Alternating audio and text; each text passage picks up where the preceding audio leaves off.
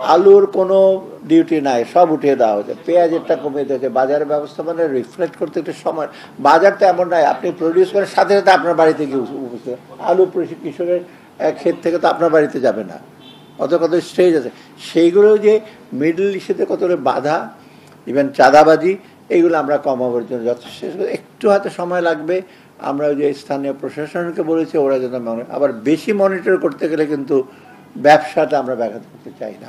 এটা কমবে, ডেফিনেটলি কমবে, একেবারে চট করে কমে যাবে না। তবে আমরা যে সেগুলো অ্যাকশনগুলো নিয়েছি ওটা ভোক্তা সাধারণ মানুষের যাতে এসে কোনো কষ্টের ইসে না হয় সেটা আমরা চেষ্টা করবো। আমি অনেক বলছি এক্সেস প্রফিট করবেন না, প্রফিট করতে হবে।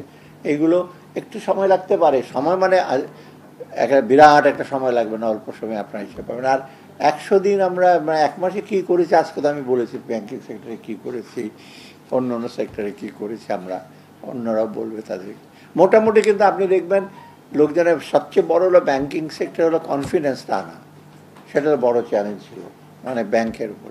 সে কনফিডেন্স নিশ্চয়ই চলে আসছে, যে কিছু ব্যাংক প্রবলেম আছে সেটা বাংলাদেশ ব্যাংক অলরেডি রিঅর্গানাইজ করছে, ভালো লোক বসিয়েছে। এখন লোকজনের তো অভাব, মানে কনফিডেন্সে ঘাটতি হওয়ার কথা না।